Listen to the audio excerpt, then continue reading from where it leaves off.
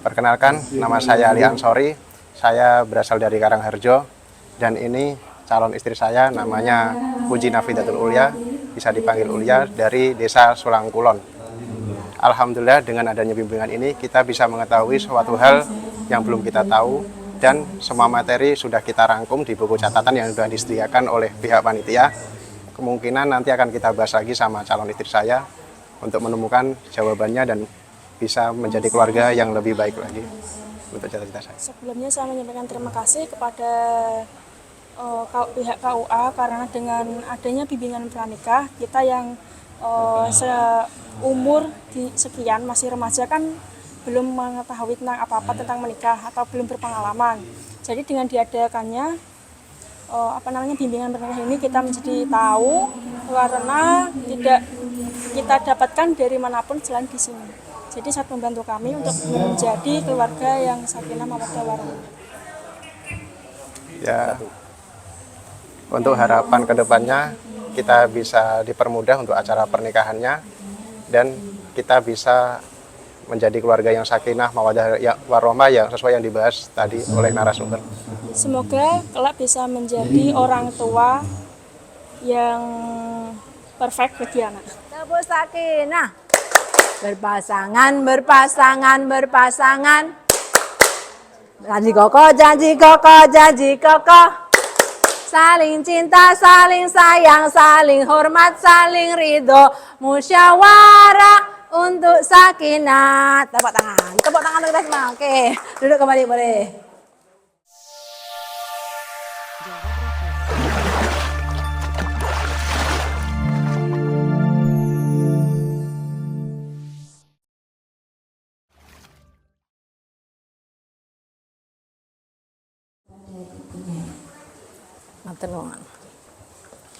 Assalamualaikum warahmatullahi wabarakatuh. Bagaimana kabarnya adik-adik? Saya panggil adik-adik ya karena jauh di bawah saya umurnya. Masih semangat? Meskipun ini sudah waktu siang, menjelang siang, kayak udah makan siang tadi ya? Berarti udah makan, udah diisi, berarti sudah semangat harusnya. Oke. Alhamdulillahirrahmanirrahim. Assalatu wassalamu ala asyrafil anbiya wal mursalin sayyidina maulana Muhammadin wa ala alihi wa ashabi ajmain amma ba'du. Adik-adik, saya tadi sudah diperkenalkan oleh Mbak Amut, nama Robiatul Bisriyah Sibet. Saya ibu rumah tangga, sudah dikaruniai 3 orang putra-putri. Yang pertama sudah kelas 3, ini lulus tahun ini. Yang kedua kelas 2 MTS, yang terakhir itu baru kelas 1 SD. Dan usia pernikahan kami sudah tahun ini menginjak angka ke-19 tahun. Alhamdulillah kami sudah melewati 5 tahun pertama cobaan ujian pernikahan dan sudah melewati 10 tahun pertama ujian pernikahan. Dan sampai saat ini masih terus berjuang untuk bisa bersama-sama bersama-sama supaya bisa seia sekata sehidup sesurga, begitu. Panjenengan juga seperti itu kan harapannya. Tidak ada orang yang menikah tapi bercita-cita mau bercerai, kan tidak ada. Saya dulu menikah tahun 2004, itu belum ada binwin seperti sekarang ini. Jadi saya merasa bahwa ketika saya diminta untuk ikut menjadi fasilitator, saya merasa materi-materi yang disampaikan pada kegiatan ini sangat bermanfaat sekali bagi panjenengan. Karena menjadi seorang suami, menjadi seorang istri, dan nantinya akan menjadi orang tua, itu tidak ada sekolahnya, benar nggak? Kalau panjenengan mau menjadi dokter, ada sekolah fakultas kedokteran. Mau menjadi guru, ada sekolah kejuruan, ada mau jadi hakim atau pengacara, ada sekolah hukum. Tapi kalau menjadi suami, istri, apalagi menjadi orang tua, itu tidak ada sekolahnya. Nah, melalui kegiatan-kegiatan semacam ini, panjenengan akan mendapatkan ilmu, mendapatkan wawasan, sehingga nantinya bisa menjadi tambahan bekal panjenengan untuk mengarungi kehidupan baru menjadi pasangan suami istri. Ini semuanya pasangan-pasangan calon pengantin yang duduk di depan saya ini semua pilihan sendiri atau ada yang mungkin produk perjodohan? pilihan sendiri. Itu artinya panjenengan juga harus bertanggung jawab terhadap pilihan panjenengan sendiri. Begitu nggih? Sepakat ya? Oke, seperti yang disampaikan Mbak Mun tadi, saya tinggal di Leteh di Jalan Ki Haji Bismil Mustafa nomor 4. Panjenengan monggo kalau misalnya pas ke Rembang mampir dipersilahkan. Panjenengan bisa juga follow Instagram saya Robiatul Bisriah atau di Facebook Robiatul Bisriah. Kalau barangkali mau sharing, ini saya juga bukan berarti saya sudah lebih paham atau lebih baik daripada panjenengan, tidak, tetapi sekedar berbagi pengalaman itu tidak ada salahnya, karena namanya belajar itu bisa dari mana saja, begitu nggih? Nanti kita akan membahas tentang bagaimana kita mempersiapkan generasi berkualitas. Namun sebelumnya boleh saya bertanya, ini pasangan cantik di depan saya, apakah dua-duanya bekerja? Atau hanya satu calon suami saja yang bekerja? Yang dua-duanya bekerja siapa? Ada 4. Dua-duanya bekerja. Kenapa saya tanyakan ini? Karena ini juga nanti berhubungan dengan pengasuhan. Karena kalau panjenengan dua-duanya bekerja, kemudian nanti memiliki anak, lalu bagaimana nanti siapa yang mengasuh? Nah, ini juga perlu untuk dibicarakan sejak sekarang, sehingga ketika nanti panjenengan sudah dikaruniai putra putri Allah Subhanahu wa taala, panjenengan sudah siap dengan segala konsekuensinya.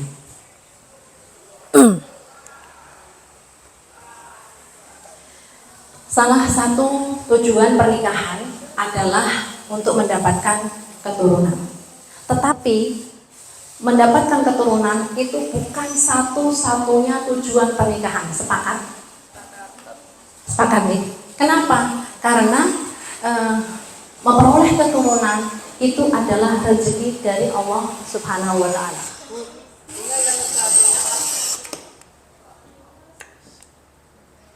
Tes, oke. Ya, karena memiliki keturunan itu adalah rezeki dari Allah Subhanahu wa taala. Ada, kalau misalnya tujuan pernikahan kita satu-satunya adalah untuk memperoleh keturunan, kalau kemudian dalam perjalanannya Allah belum mempercayakan kepada kita keturunan, apakah kemudian bercerai? Apakah kemudian poligami? Nah, ini yang menjadi biasanya permasalahan ketika pasangan suami istri menikah dengan tujuan hanya untuk mendapatkan keturunan.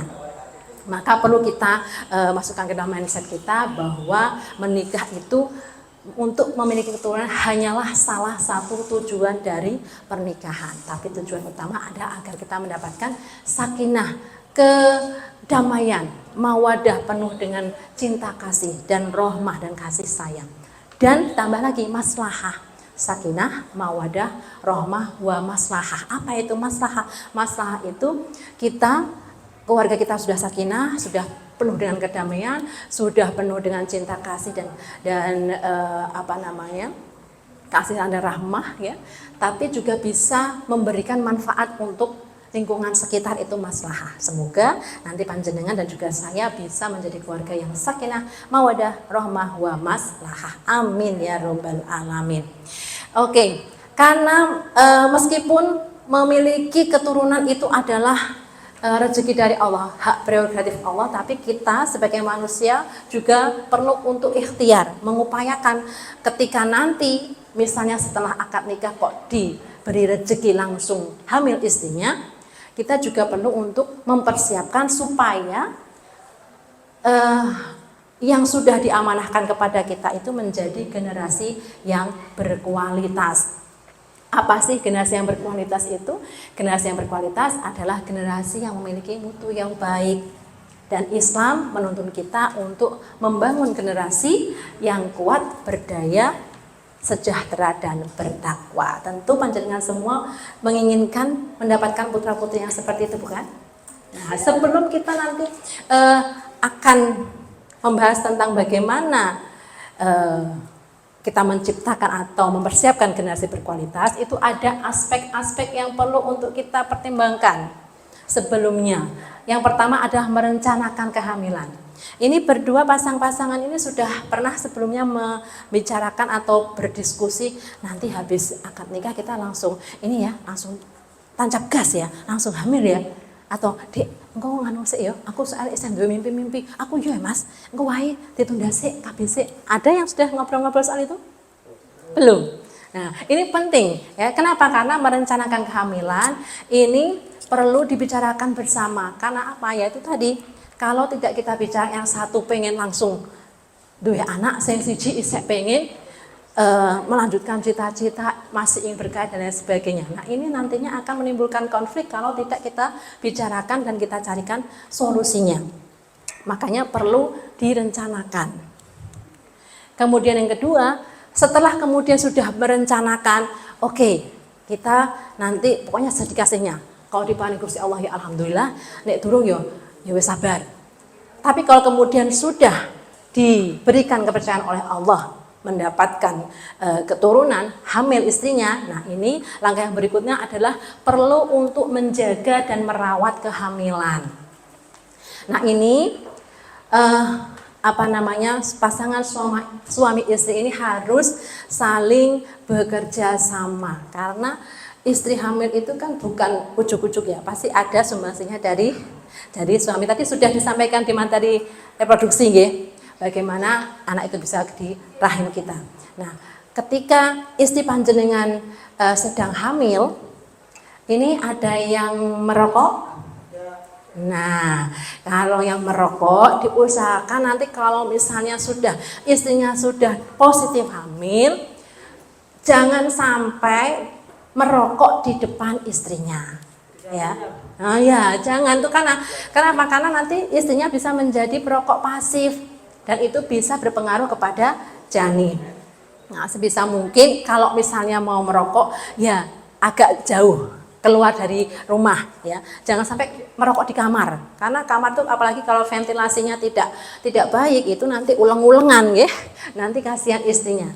Nah, kemudian pada masa kehamilan, ini belum pernah hamil atau sudah pernah hamil belum ya? Saya sudah mengalami 3 kali, ya. Meskipun kehamilan itu yang merasakan kepayahannya, susahnya itu adalah perempuan, tetapi laki-laki ini juga perlu memberi support. Kalau sang istri sedang hamil, kepayahan, tapi sang suami malah bekerja keluyuran, gimai, orang ngopeni bojone, kira-kira bagaimana istrinya? Ya, mosok lah, ya nggak mungkin lah ya. Karena apa? Karena saya sudah merasakan 3 kali. Orang yang sedang hamil itu perasaannya menjadi lebih sensitif. Ya, orang yang sedang hamil itu ada yang namanya mood swing. Mood swing itu mengalami perubahan suasana hati yang tidak menentu. Kadang-kadang senang banget. Ya Allah, alhamdulillah, aku wis hamil. Tapi suatu saat, ya Allah, ini terus piye, iki nang bojoku urung digawe ya. Nah, mikir yang tidak-tidak. Nah, itu juga yang nantinya perlu untuk disupport suami. Nah, perlu karena orang yang sedang hamil itu nanti akan mengalami kehamilan itu kan berapa? 9 bulan 10 hari. Istri panjenengan nantinya akan mengalami kepayahan selama 9 bulan 10 hari. Kalau panjenengan sebagai pasangannya yang mengaku belahan jiwanya, yang mengaku mencintainya tetapi tidak peduli terhadap istrinya, nanti khawatirnya itu akan berpengaruh terhadap mental sang istri, yang nantinya juga akan berpengaruh kepada janin yang dikandung oleh istri kita. Maka monggo yang ini semua sudah siap untuk nanti misalnya habis akad nikah langsung tokcer gaspol. Sudah siap? Siap. Kalau suatu waktu Allah menakdirkan bulan berikutnya sudah garis 2, siap. Harus siap ya, karena sudah itu tadi sudah merencanakan untuk menikah, karena salah satunya tujuannya adalah mendapatkan keturunan. Siap tidak siap karena sudah misalnya nanti sudah garis 2, ya harus ditanggung bersama. Kemudian setelah istrinya sudah hamil, perlu juga untuk sang suami terutama ini menjamin tercukupinya asupan gizi ibu dan janin selama kehamilan. Ini biasanya nanti ada bidan yang akan memberikan apa saja yang perlu dikonsumsi selama hamil, apa saja yang tidak perlu dikonsumsi selama hamil, itu nanti akan bisa panjenengan peroleh di bidan atau tenaga medis, nggih.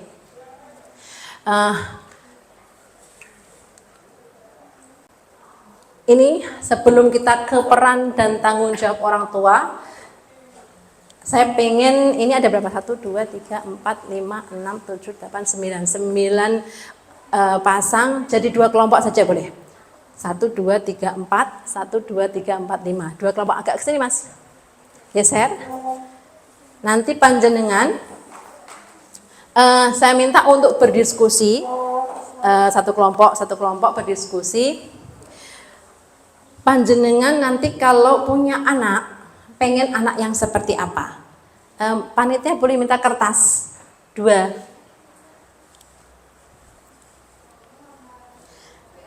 Ya, Hafiz. Enggak, nanti biar untuk berkelompok biar lebih besar. Ya, didiskusikan bersama panjenengan, masing-masing pasangan, ini 4 pasang, ini 5 pasang. Gini nanti berkelompok dulu. Iya. Maaf ya. 2 kelompok.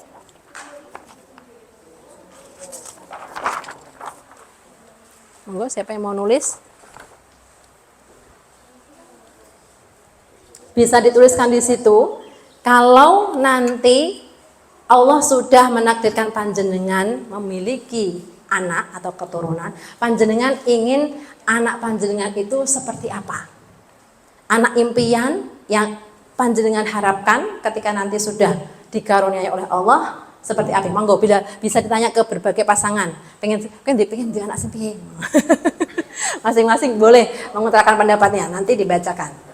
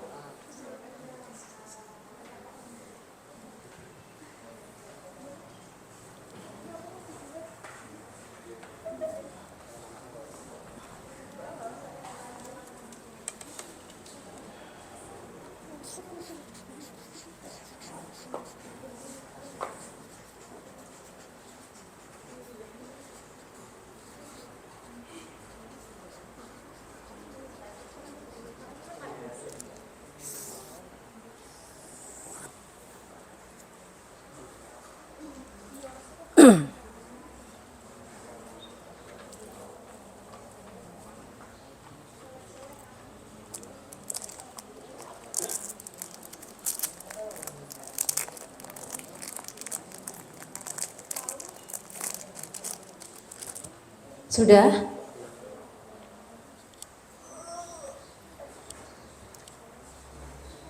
Bisa dibacakan apa saja? Kalau mau punya anak nanti pengen yang seperti apa, Mas? Yang soleh-soleha. Soleh-soleha.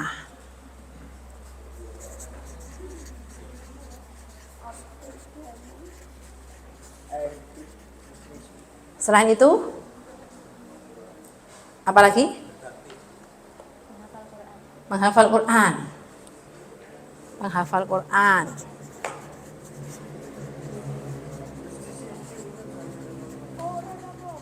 Ada lagi tambahan? Berbakti kepada orang tua itu masuknya soleh soleha. Yo, apa Mas? Taat. Taat itu masuk soleh soleha, kategori soleh soleha. Apa lagi? Apa Mas? Mbak? Hah?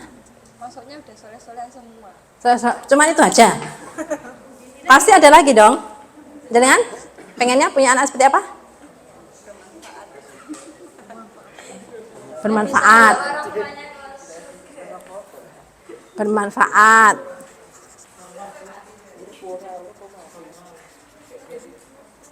membawa orang tua ke surga.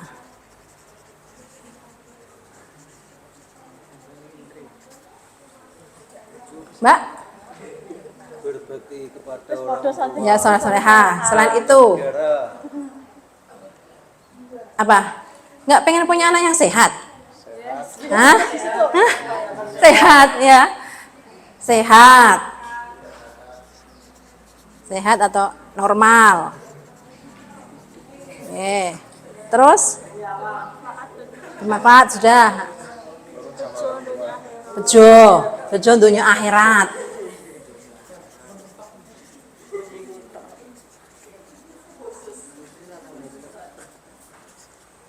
Nggak pengen anak yang pinter, cerdas? Hah? Cerdas. Kreatif. Bertakwa sama dengan soleh-solehanya. Oke.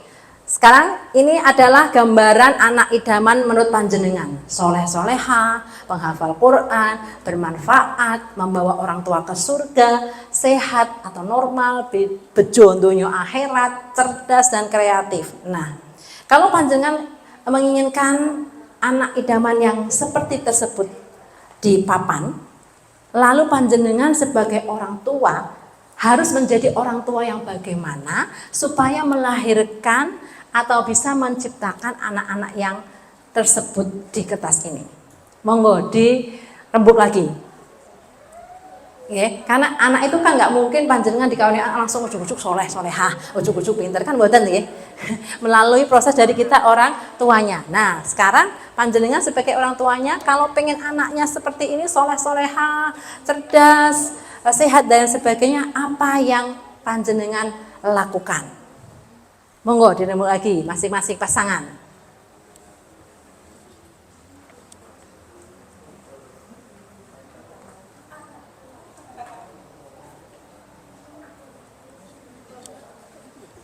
Itu nganu kemersek.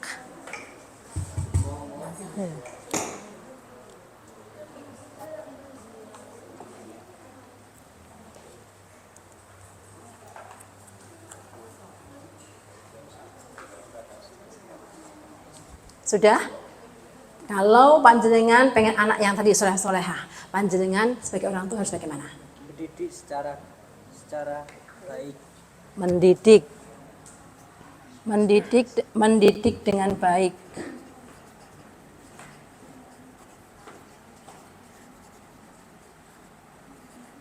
Selanjutnya, kalau ingin putra-putri yang penghafal Al-Quran, dipondokkan.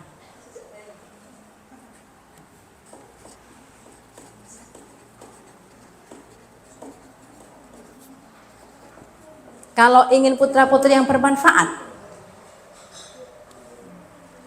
bagaimana?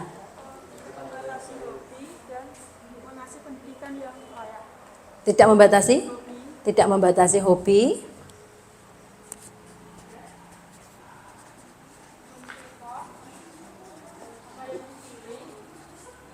Mensupport. Apa?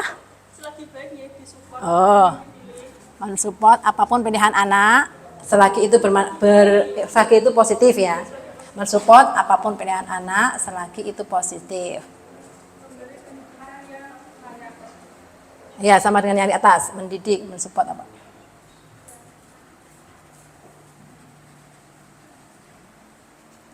Kalau pengen anaknya sehat, memberikan makanan yang baik atau sehat.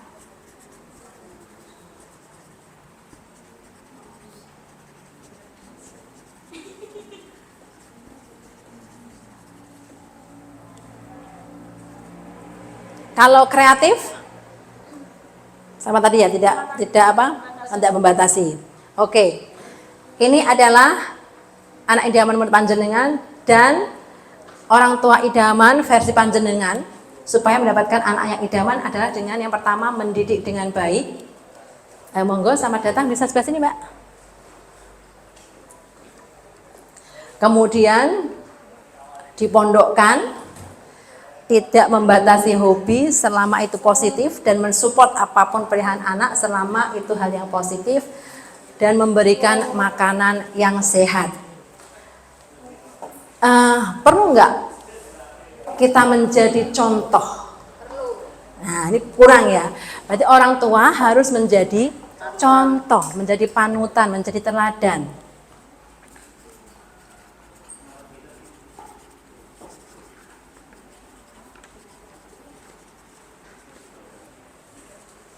Karena anak itu, pepatah bilang, buah jatuh tak jauh dari pohonnya. Kalau orang tuanya setiap hari mengungkapkan kata-kata yang kasar, misoi, jian, kalau gitu ya, kira-kira anak akan meniru atau tidak? Otomatis akan meniru, karena anak itu ibarat kertas kosong yang kita menggambar atau mewarnainya. Sehingga kita harus menjadi, yang utama adalah menjadi contoh yang baik bagi anak-anak kita. Karena kalau misalnya kita juga, kita tadi belum ya, pengen punya anak yang soleh solehah, kita sebagai orang tua harus apa? Soleh dan solehah juga. Nggak mungkin kita punya anak yang soleh solehah sementara kita tidak solehah, tidak soleh. Mungkin nggak sih? Ya, anak yang soleh solehah itu akan tercipta dari orang tua yang soleh dan solehah pula. Ya, itu tadi dari contoh itu tadi ya, orang tua soleh dan solehah. Oke, sebelum kita ke peran dan tanggung jawab orang tua, tadi ada yang pasangannya dua-duanya bekerja. Ini saya mau tanya kepada yang calon suami. Menurut panjenengan, perempuan bekerja itu oke or not oke? Oke. Ada yang beranggapan bahwa perempuan itu orang untuk kerja, fitrah yo ning omah ngurus anak, ngurus bojo. Masih ada yang berpikiran seperti itu, punya mindset seperti itu? Tidak ada nggih? Alhamdulillah.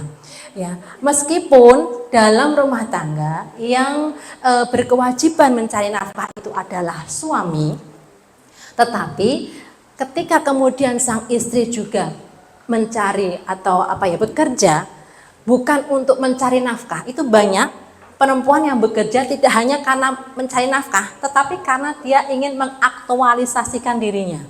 Karena perempuan dan laki-laki itu sama, punya mimpi, punya harapan, punya passion. Kalau kemudian panjenengan punya mindset wong wedok iku kudu ning omah, fitrah iki ning omah, rantuk metu-metu, rantuk nyambut gawe. Nanti kalau pasangan Anda ternyata itu memang senangnya bergaul dengan banyak orang, memberikan manfaat kepada orang. Kemudian panjenengan paksa untuk berhenti bekerja, tengok-tengok ning omah, bisa stres. Gini mau mboten? Wong kita aja, panjenengan yang laki-laki aja kalau dipaksa diem aja, pasti juga nggak mau, ya sama. Jadi Allah menciptakan kita laki-laki dan perempuan itu sama. Yang membedakan hanyalah ketakwaannya saja. Oke. Sebelum saya akan menyampaikan tadi peran dan tanggung jawab orang tua, saya akan membagikan meta plan. Ini nanti yang tulis yang sini ya. Karena nantinya itu mau ditempel.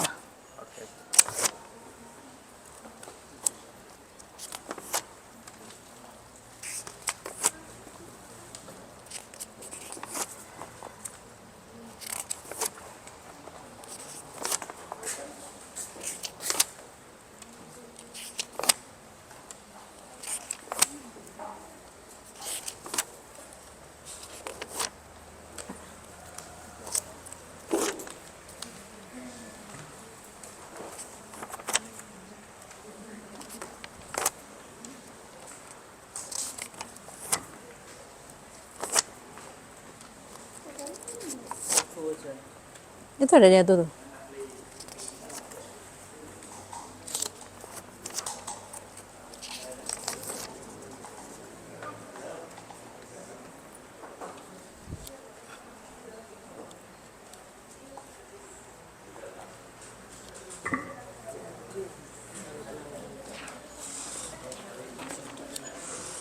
Jadi ini kesimpulan tadi ya, kalau kita pengen anak yang idaman, maka kita harus menjadi orang tua yang idaman juga. Oke.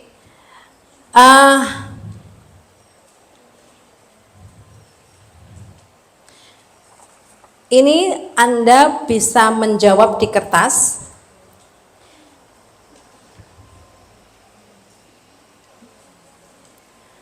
Apa saja tugas orang tua? Tulis bisa di situ, tugas orang tua dan tanggung jawab orang tua kepada anak. Tugas orang tua dan tanggung jawabnya kepada anak, bisa ditulis di situ. Ini nanti ada kaitannya dengan peran dan tanggung jawab orang tua. Apa saja tugas dan tanggung jawab orang tua kepada anak?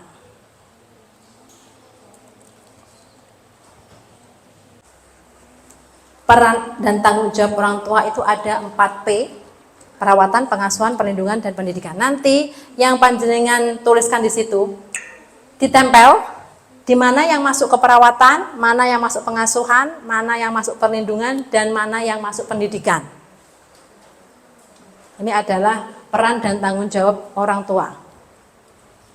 Ada 4P.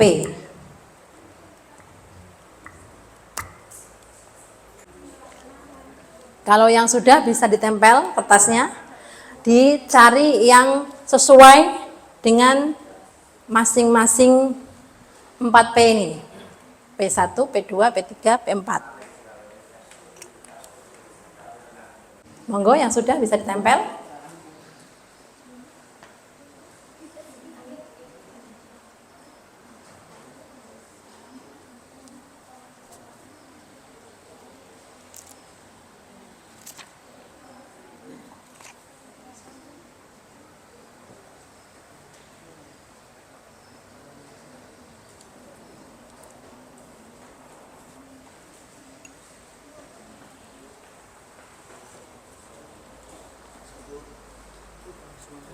Pengasuhan dan pendidikan sudah ada 4.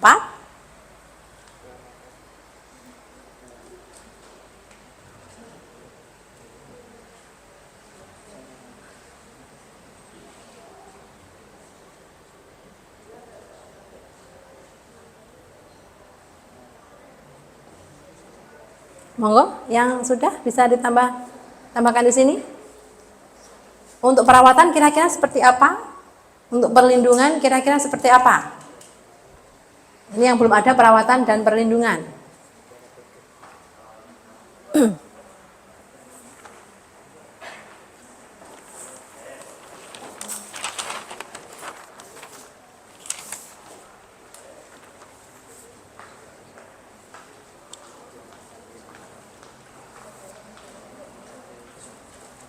Perlindungan baru 1, yang perawatan.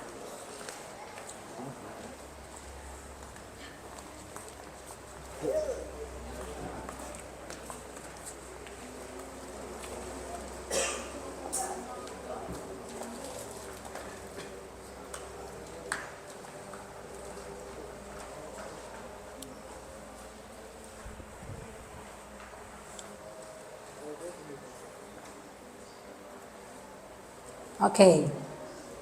Ini menurut panjenengan peran dan tanggung jawab orang tua yang perawatan itu adalah mendidik dengan baik, merawat dengan penuh kasih sayang, tidak terlalu memanjakan, memberi restu jika memang itu yang terbaik, memberi perawatan kepada anak, merawat anak secara benar, memberi perlengkapan, mencukupi segala aspek yang mencakup jasmani dan rohani, kemudian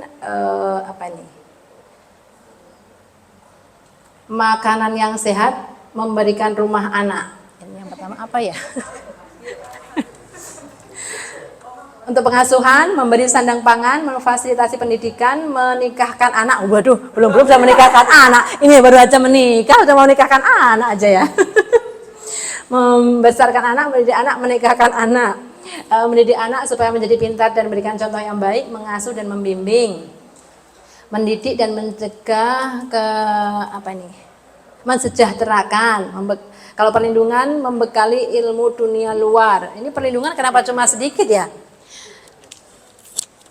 Kemudian pendidikan, memberi fasilitas, memberi makanan sehat, memberi tempat tinggal yang nyaman. Yang pendidikan mana ya? Memberikan pendidikan, mendidik dengan baik, memberi contoh yang baik. Oke. Ini adalah peran dan tanggung jawab orang tua menurut panjenengan. Nah, sementara di sini peran dan tanggung jawab orang tua yang perawatan itu meliputi menjaga kebersihan dan kesehatan. Ya, peran panjenengan nanti kalau sudah punya anak itu menjaga kebersihan dan kesehatan putra-putri kita, dari mulai kesehatan gigi, kesehatan tubuh, kesehatan rambut dan lain sebagainya. Itu adalah tugas dan tanggung jawab panjenengan.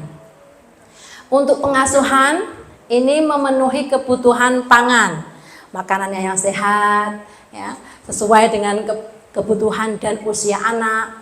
Kemudian memenuhi kebutuhan pakaian atau sandang dan tempat tinggal, rumah yang nyaman. Ini sudah pada punya rumah sendiri atau masih tinggal dengan orang tua? Tidak apa-apa, tidak masalah, karena masih baru. Saya dulu waktu menikah juga masih tinggal dengan orang tua. Bahkan sekarang baik lagi bareng dengan orang tua, karena abah saya sendirian, jadi saya harus menemani. Tidak masalah. Nanti biasanya akan menimbulkan masalah kalau dalam hal pengasuhan. Nanti kita bicara nanti yang pengasuhan. Yang penting kita pada saat mengasuh itu kita sudah memberikan tempat yang nyaman, artinya ada atap untuk anak berteduh, ya, tidak di sembarang tempat. Kemudian perlindungan ini meliputi menjamin anak dalam keadaan aman dan selamat. Beberapa waktu yang lalu sempat viral di media sosial, ada bayi yang katanya hilang, ya, usia 3 bulan, di rumah kok hilang. Ternyata usut punya usut dibunuh oleh ayahnya sendiri. Na'udzubillah min dzalik. Dan baru saja kemarin di Tritunggal, seorang ibu yang membunuh bayinya sendiri yang berusia 1 bulan dengan alasan bayinya lahir cacat, daripada kulitnya sakit tak patennya, ya Allah. Na'udzubillah min dzalik. Nah, ini monggo panjenengan nanti harus mempersiapkan mental dengan sebaik-baiknya, bahwa menikah itu tidak hanya senang-senang tok. Saya sudah merasakan ya, senang-senang tok itu hanya berapa bulan di awal. Nanti setelah kemudian saling tahu kekurangannya masing-masing, jebule ngentotan, jebule nek turu ngorok. Nah, ya, ini perlu kita cari solusinya. Mosok mergo bojone ngorok wae kok terus njaluk pegat, kan nggak mungkin, ya. Ya ada solusinya. Misalnya diperiksakan ke dokter, ini kenapa ya kok ngorok? Karena orang yang tidur mendengkur itu kadang-kadang juga ada karena masalah kesehatan. Iya, karena kecapean juga. Jadi mental kita dan hati kita ini harus benar-benar kita tata nih, adik-adik. Ya, karena sekali lagi pernikahan itu tidak hanya wah ketika resepsi pakai mua yang flawless, yang sekarang lagi ngetren ya di TikTok. Tapi setelah itu nanti akan muncul permasalahan-permasalahan yang panjenengan harus bisa hadapi itu. Karenanya perlu untuk saling berdiskusi, perlu saling berkomunikasi dari hari ke hari dengan pasangan masing-masing. Kemudian peran dan tanggung jawab orang tua yang berikutnya adalah pendidikan. Ini meliputi memberikan keteladanan, kita contoh, dan pembiasaan untuk membangun karakter positif dan memberi rangsangan dan latihan agar kemampuan anak kita meningkat. Ini baik lagi pada saat kalau nanti panjenengan sudah dinyatakan positif hamil. Ini bapak-bapak, calon bapak ya. Ini juga untuk calon ibu. Kalau panjenengan misalnya pada saat sedang trimester pertama, itu biasanya perempuan yang mengalami hamil di trimester pertama akan mengalami mual muntah. Kemudian badan cepat capek, pengen yang seger-seger. Nah, kalau misalnya panjenengan pengen yang seger-seger, pengen ditumbaske rujak karo bojone, ojo terus di story notok. Enak yo panas-panas ini mangan sing seger-seger, rujak ketok eka. Dengan harapan bojone maca storyne terus numbasno. Lah bojone iki modele sing ora peka, tidak paham kode-kode semacam itu. Tekan sore dinteni, "Endi le kok gak ana rujak-rujak?" Ya. Ditunggu sampai malam terus merenguti bojone. Bojone jadi bingung, "Lah apa iki bojoku kok perengat-perengot, gak paham." Ternyata sang istri itu pengen diberikan rujak. Lah itu perlu disampaikan, tidak perlu dengan kode-kode seperti itu, karena memang meskipun ada laki-laki yang model tanggapan, tapi banyaknya itu enggak tanggap alias tidak peka. Jadi sebaiknya kalau pengen ditumbaske rujak, yuk matur wae. Misalnya lagi suami sedang bekerja di WA, "Mas, aku kok pengen seger-seger tumbaske rujak ya." "Oh iya Dek." Nah begitu. Kalau kita tidak sampaikan, suami juga tidak akan pernah tahu, karena masing-masing kita ini bukan cenayang, bukan orang yang bisa membaca pikiran orang lain. Jadi apapun yang ingin kita sampaikan, unek-unek apapun itu, apakah itu menyenangkan ataupun pahit, itu disampaikan supaya pasangan kita juga mengerti apa yang sebenarnya kita inginkan. Karena itu banyak pernikahan yang kemudian timbul masalah karena merasa yaitu tadi, "Wong aku udah cinta karo aku kok mesti yang ngerti pengenku toh." Seperti itu, padahal tidak semua orang yang mencintai kita secinta apapun kepada kita, kalau kita tidak ngomong ya tidak akan tahu. Oke. Ada beberapa kesalahan umum dalam pola asuh anak. Yang pertama adalah orang tua terlalu lunak atau tidak tegas atau permisif. Apa ini? Orang tua terlalu memanjakan, apapun keinginan anak dipenuhi, ditumbaske dolan, nyuwun dolan, ditumbaske. Pokoknya semua dituruti. Dan tidak pernah mendidik atau mengajarkan apa yang baik dan apa yang buruk, ya, apa yang salah dan apa yang benar. Pokoknya jenenge bocah. Pernah enggak ketika panjenengan lebaran kemarin ada tamu, terus putrane tamu incak-incak meja, ada?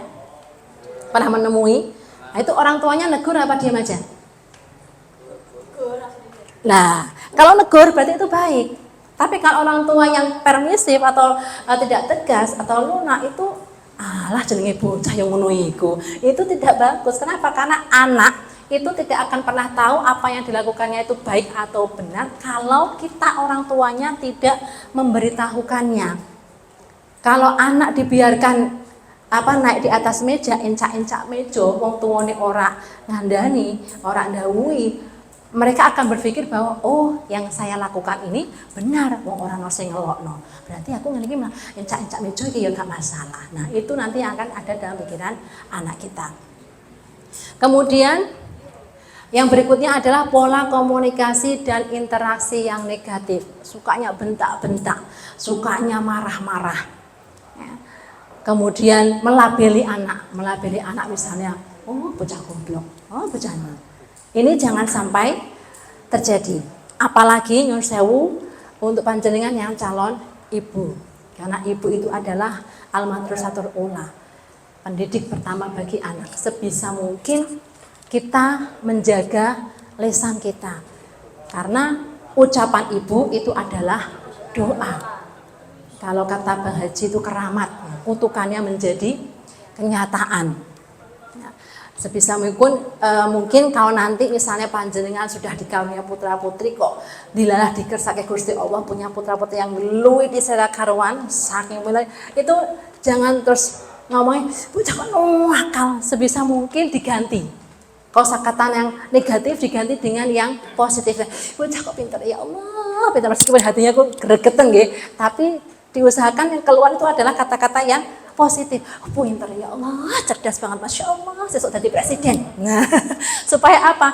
Doa. Jadi apa yang kita ucapkan kepada anak kita akan menjadi doa kepada anak kita. Kalau kemudian kita pasti pernah mendengar cerita maling kundang, di mana ibu kemudian mengutuk anaknya menjadi batu. Setelah kemudian maling kundang menjadi batu, apakah ibu senang? Alhamdulillah anakku jadi batu. Apakah seperti itu? Tidak, pasti nangis, nelongso. Ya Allah Gusti, aku kok iso kewetu ngomong ini. Diijabah Gusti Allah, anakku dadi watu. Yang rugi adalah kita sendiri. Karena sebisa mungkin kita menjaga lisan kita. Ada satu cerita, abah saya tuh pernah cerita, abah saya itu kan punya anak 7, yang laki-laki hanya 1 yang paling akhir itu. Pernah rewel pengen ikut abah ke Semarang, didukani, pokoknya dimarahin lah, sampai akhirnya dia nangis purik. Abah yang merasa bersalah kemudian membaskai sepeda untuk menebus kesalahan. Ternyata demek wae babar blas, nggak mau adik saya. Itu karena apa? Saking hatinya sakit dimarahin. Makanya kemudian abah menasihati kepada para orang tua, nek iso bapak iki ojo nganti ngamuk anake sing tenanan. Maksudnya ya yang kalau meh dukani ameh ngamuk itu ibu gak masalah. Ibu meh dukani anake piye wae iku ora masalah. Karena apa? Karena anak itu kalau didukani ibuke, mbah piye lah itu tetap menyedak ibuke. Ya kayak saya tuh bolak-balik saya tanya, "Dek, yang enggak kamu suka dari mama apa?" Marah-marah. Tapi kalau itu dia nyari saya. Tapi ketika saya tanya yang disukai mama apa? Yang disukai kepada diri saya itu lebih banyak daripada yang tidak disukai. Yang disukai cuma 1, marah-marah kok. Jadi juga pengingat bagi saya, bagi panjenengan juga, bahwa semarah apapun kita kepada anak, kalau kita ibu, itu anak akan terus mencari kita. Tapi berbeda dengan para bapak. Karena nanti para bapak diusahakan kalau istrinya sedang marah, ini disupport, direm-rem. Ya, jangan ikutan marah. Karena apa? Karena itu seperti cerita abah saya, kalau kemudian bapak ikut marah, nanti anak kecewanya lebih dalam. Kemudian menggunakan pola kekerasan, sidik-sidik jiwit, sidik-sidik namplek.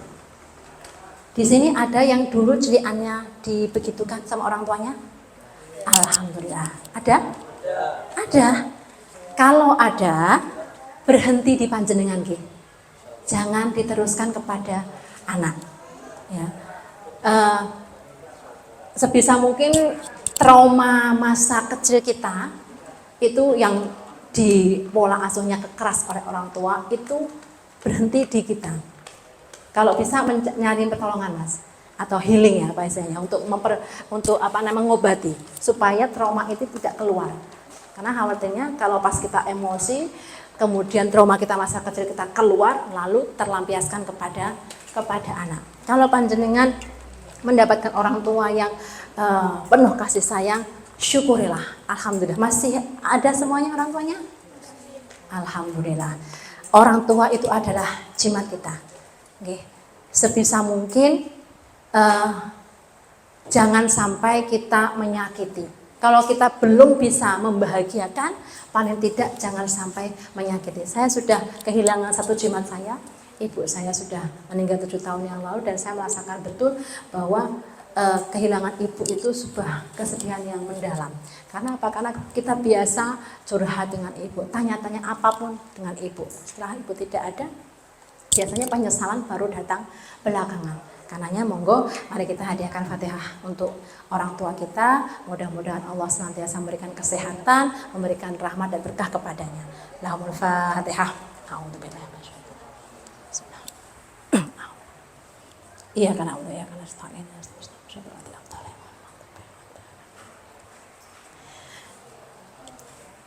Oke, keras itu beda dengan tegas ya. Kalau keras itu yaitu main tangan, main kaki itu keras. Tapi kalau tegas, misalnya tadi ada anak yang naik ke atas meja, Dek, turun, tidak sopan, itu tegas. Tapi kalau medun, itu sambil tangannya gini, itu keras. Ya. Jangan sampai kita melakukan kekerasan, karena nanti ada konsekuensinya. Kemudian yang berikutnya kesalahan umum dalam pola asuh anak adalah orang tua kurang peduli atau mengabaikan kebutuhan anak.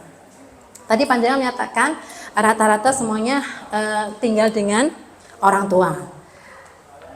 Kalau panjenengan berdua, dua-duanya bekerja, mau nitip ke orang tua monggo, asalkan tidak merepotkan orang tua. Tapi jangan sampai terjadi, ini pernah saya alami, saya mendapati gitu ya, tahun 2016 waktu manasik haji, ada salah satu peserta manasik udah mbah-mbah itu bawa cucunya. Saya kepo, saya tanya, kok manasik kok bawa bayi, kok bawa anak? Mbah, niki putrane, mboten wayah kula. Nah, tiyang sepuh teng pundi, Mbah? Piknik. Astagfirullahaladzim, saya bilang, piknik, hello, piknik. Anaknya dititip nombae sing meh manasik haji. Ya Allah, la ilaha illallah. Haji itu kan sekali seumur hidup kewajibannya. Nah, piknik bisa dilakukan kapan saja.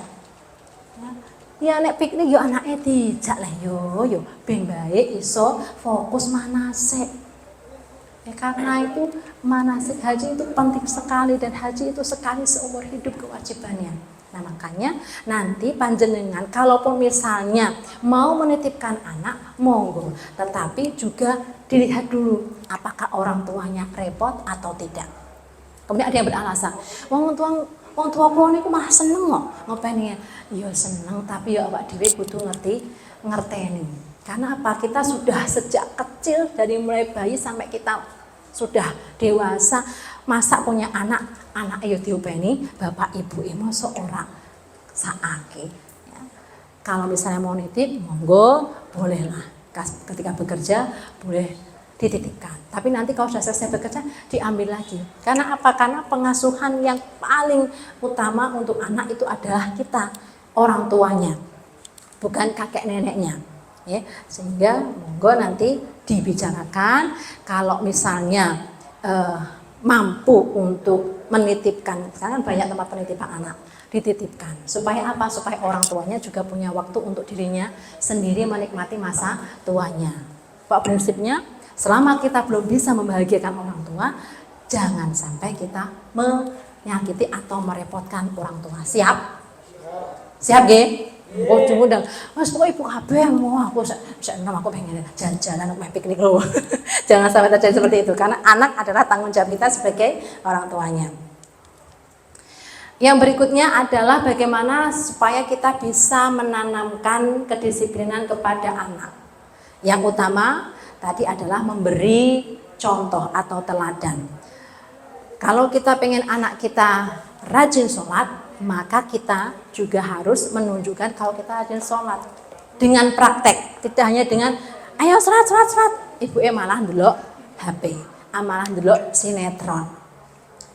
Itu tidak akan mempan. Tapi kalau panjenengan terus sudah pakai mukena, bapaknya sudah pakai sarung, pakai peci, dia ayo sholat, anak akan dengan oh iya semerintil mengikuti. Tapi kalau kita hanya dengan ucapan tapi tidak dilakukan dengan praktek, itu akan sulit dilakukan oleh anak. Makanya yang paling gampang untuk mengajarkan kepada anak adalah dengan contoh nyata, dengan praktek orang tuanya. Kemudian harus ada aturan yang jelas dari masing-masing orang tua, ayah dan bunda, ibu dan ayah, papa dan mama, ini harus sepakat. Misalnya habis maghrib nggak boleh main HP, ya udah harus disepakati bersama. Jangan kalau misalnya ibunya nggak bolehin, bapaknya ngebolehin. Nah, nanti anaknya bingung. Kadang-kadang malah milih yang ngebolehin. Ya, harus ada aturan jelas. Kemudian tegas bukan keras. Tadi sudah disampaikan ya. Tegas bukan keras. Kemudian konsisten. Ini yang pernah saya dengar dari yang disampaikan oleh Mbak Alisa Wahid, seorang pakar parenting Putri Gus Dur, menyatakan bahwa kalau panjenengan ingin merubah kebiasaan anak, paling tidak harus konsisten 3 bulan. Nah, misalnya panjenengan nanti ketika sudah punya anak, pengen anaknya bisa sukses toilet training atau enggak ngompol, natur, itu kalau mau natur itu 3 bulan berturut-turut. Jadi misalnya kalau usia sudah 2 tahunan ya mulai ditatur, tiap malam dibangunkan untuk dibawa ke kamar mandi. Itu dilakukan terus setiap malam 3 bulan. Nanti setelah 3 bulan anak akan terbiasa dan sudah bisa lulus toilet training. Bisa dicoba nanti ya. Yang berikutnya adalah kita ke ciri-ciri generasi yang berkualitas. Ada 4 ciri-ciri generasi berkualitas. Dilihat dari 1 aspek fisik atau jasmani, kemudian aspek psikis dan psikologis yang nomor 2. Nomor 3 ada aspek sosial dan kultural, dan aspek spiritual dan moral. Apa penjelasannya? Aspek fisik dan jasmani ini ditunjukkan dengan kesehatan yang baik. Ini biasanya nanti kalau panjenengan sudah dinyatakan positif hamil dan periksa ke bidan, nanti panjenengan akan mendapatkan buku KMS yang warnanya pink. Kalau misalnya pas periksa nggak dikasih, minta, Mbak, saya minta buku KMS. Ya, nanti akan dikasih. Di situ nanti akan terlihat berat badan anak panjenengan, tinggi badannya, lingkar kepalanya, lingkar lekannya itu sudah sesuai dengan standar usia atau belum. Jangan sampai ya sekarang ini sedang marak stunting, ya, kurang gizi, jadi jangan sampai terjadi. Kemudian ditunjukkan lagi dengan mata yang bersinar dan jarang sakit. Lalu generasi yang berkualitas dilihat dari aspek fisiknya adalah memiliki kemampuan gerak atau motorik yang bagus, koordinasi, kelenturan, keseimbangannya ini juga baik. Nah, semua ciri-ciri ini dipengaruhi oleh kualitas dan jenis makanan sejak bayi dalam kandungan. Makanya tadi ketika di awal ada merawat pada masa kehamilan, itu diusahakan makan makanan yang sehat, dikurangi junk food. Junk food itu apa? Junk food itu makanan yang cepat saji, yang instan-instan itu kalau bisa dikurangi. Kemudian juga yang mempengaruhi ada kebersihan, baik kebersihan diri, rumah, dan lingkungan tempat tinggal. Kemudian kalau aspek psikologis ini ada meliputi aspek kognitif, memiliki rasa ingin tahu yang tinggi. Jadi anak itu biasanya punya rasa ingin tahu yang tinggi. Kayak anak saya itu yang kemarin itu di kamar mandi tiba-tiba nangis. Kenapa? Dia melihatkan lidahnya yang biru.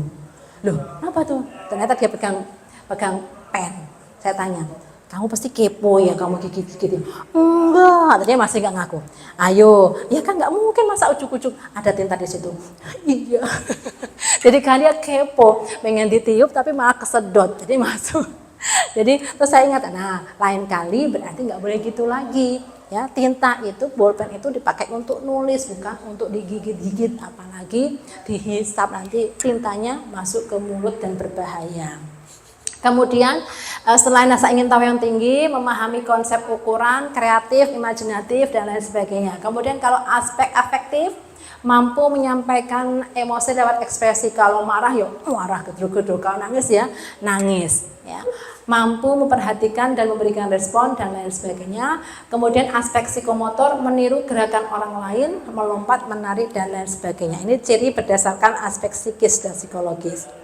Kemudian untuk aspek sosial dan kultural, generasi yang berkualitas itu yang semangat dan ceria, kemudian mampu menyimak perkataan orang lain, mampu berkomunikasi dengan orang lain, mampu beradaptasi atau menyesuaikan diri, dan mengenal tata krama dan sopan santun. Nah yang terakhir ini sekali lagi tentu pengaruh dari kita orang tuanya, karena tidak mungkin anak ujuk-ujuk tahu tata krama, itu tidak mungkin. Kemudian ketiga, aspek spiritual dan moral. Ini kita bisa dengan mengenalkan atau membiasakan nilai-nilai Islam yang penting seperti rukun Islam, rukun iman, dan lain sebagainya. Kemudian mengenalkan dan membiasakan karakter Islami, dan mengenal, memahami, membiasakan ibadah sehari-hari. Nah ini sekali lagi kita punya peran penting untuk membentuk generasi yang berkualitas secara moral, itu dari kita yang memberikan teladan kepada anak-anak kita. Oke, sebelum ke faktor yang mengaruhi terbentuknya generasi yang berkualitas. Tadi sudah diperkenalkan tentang Sepuh Sakinah belum? Belum ya? Hah? Sudah? Oke, berdiri yuk. Kita tepuk Sakinah. Hah? Ya bilangnya nggak apa, ayo berdiri dulu. Kata Mbak Mut, jangan terlalu lama duduk nanti ambeien. Kita berdiri dulu peregangan biar nggak ngantuk juga. Kita tepuk Sakinah. Tepuk Sakinah yang pertama, tepuk Sakinah. Kalau berpasangan gimana kodenya? Berpasangan. Berpasangan gini. Janji kokoh gini ya? Janji kokoh. Terus saling cinta, saling cinta, saling sayang, saling sayang, saling hormat, saling ridhonya gimana? Ridho, musyawarahnya, musyawarah. Untuk sakinahnya gimana? Sakinah, sakinah gini aja ganti sakinah. Oh, cinta ya. Oke, yuk 1, 2, 3, tepuk sakinah. Berpasangan, berpasangan, berpasangan. Janji kokoh, janji kokoh, janji kokoh. Saling cinta, saling sayang, saling apa? Hormat. Tuh kan, belum fokus. Ayo sekali lagi, fokus, fokus, fokus. Tepuk sakinah. Berpasangan, berpasangan, berpasangan. Janji kokoh, janji kokoh, janji kokoh. Saling cinta, saling sayang, saling hormat, saling ridho. Musyawarah untuk sakinah. Sekali lagi. Tepuk sakinah. Berpasangan, berpasangan, berpasangan. Janji kokoh, janji kokoh, janji kokoh. Saling cinta, saling sayang, saling hormat, saling ridho. Musyawarah untuk sakinah. Tepuk tangan kita semua. Oke, duduk kembali boleh. Oke, faktor yang mempengaruhi terbentuknya generasi yang berkualitas yang pertama tentu saja adalah keluarga. Keluarga adalah lingkungan terkecil kita, ya, kemudian lembaga pendidikan dan lingkungan masyarakat. Sebagai faktor penentu utama keluarga, ini tadi meliputi aspek fisik, jasmani, psikologis, spiritual dan lain sebagainya tadi yang merupakan ciri-ciri generasi berkualitas itu pertama kali terbentuk dari keluarga. Dari ayah dan ibu, baru kemudian lembaga pendidikan. Karena setelah usia 3 tahun biasanya itu nanti mulai dimasukkan ke playgroup, ya. Kemudian TK. Nah kalau bisa pada saat memilihkan tempat pendidikan ini dicari pendidikan yang baik, yang islami. Kemudian yang terakhir adalah lingkungan masyarakat. Apa sih masyarakat? Masyarakat adalah lingkungan sekitar di mana anak tumbuh dan dibesarkan. Ini juga memberikan pengaruh kepada berkualitasnya sebuah generasi. Ini ada cerita kakak ipar saya itu kan punya suami dari Indramayu. Di Indramayu itu terkenal dengan parle, kemudian mabuk, ya, kemudian pokoknya lingkungan di sana itu konotasinya itu tidak bagus. Sehingga ketika dia punya anak perempuan itu dititipkan ke Pondok Leteh. Nah kemarin ini sudah kelas 3 mau lulus, anaknya saya tanya, gimana? Ini mau diteruskan apa pulang? Ibunya langsung, wah terus baik. Terus kita aja balik, jangan pulang gitu ya. Kan di sana kan nggak ada ojo, kalau ojo tapi aja balik. Ini kalau baik, aja balik. Karena mengetahui bahwa lingkungan masyarakat di sana itu sangat tidak bagus untuk anak remaja. Karena di sana itu biasanya kalau perempuan sudah usia remaja itu kalau tidak dikirim ke Hong Kong, ke Taiwan jadi TKW. Makanya alhamdulillah keluarga dari suami itu konsen terhadap pendidikan anak-anaknya sehingga tidak terpengaruh oleh lingkungan sekitar. Makanya nanti kalau panjenengan sebisa mungkin memilih lingkungan yang baik. Kalau misalnya tapi aku untuk ini daerah sing kene iki ya kita kuatkan kembali ke keluarga. Kita kuatkan dari keluarga. Jangan sampai kita terpengaruh oleh lingkungan masyarakat yang tidak baik. Jadi dikuatkan dulu yang pertama dari keluarga karena memang lingkungan masyarakat ini sangat berpengaruh. Itu tadi adalah materi yang saya sampaikan untuk siang hari ini. Ada yang mau ditanyakan? Apa sudah capek mau istirahat? Ini materi yang berikutnya belum ada jadwal ya? Ada jadwal apa? Setelah ini? Sudah selesai? Masih ada kayaknya. Ada yang mau tanya? Sudah cukup? Oke, kalau sudah cukup, sekali lagi terima kasih panjenengan sudah bersedia hadir pada hari ini sampai saat ini karena sekali lagi panjenengan itu nanti tidak akan mendapatkan pendidikan menjadi ibu dan bapak dari sekolah, tidak ada. Ya dari forum-forum seperti inilah panjenengan akan mendapatkan paling tidak sedikit masukan, sedikit ilmu yang nantinya menjadi bekal panjenengan mengarungi bahtera rumah tangga. Dan kalau misalnya nanti suatu saat ada kegiatan parenting, itu kalau bisa juga ikut ya. Ya karena itu untuk menambah bagaimana skill kita untuk mengurus anak, mengurus keluarga dan sebagainya supaya sakinah, mawadah, rohmah dan maslahahnya itu bisa tercapai. Itu yang bisa mengusahakan adalah diri kita sendiri, bukan orang lain. Demikian. Mohon maaf apabila ada kekurangannya karena tidak ada yang bertanya. Saya cukupkan sekian. Terima kasih atas perhatiannya. Selamat mengarungi mahligai rumah tangga. Ini bulan Mei semua nikahnya. Ya, Juni, ada yang Juni. Juli. Mudah-mudahan nanti pernikahannya berjalan dengan lancar. Cita-citanya menjadi keluarga yang sakinah, mawadah, rahmah, wa maslahah bisa tercapai. Amin ya robbal alamin. Sekian, wallahul muwafiq ila aqwamit thoriq. Wassalamualaikum warahmatullahi wabarakatuh.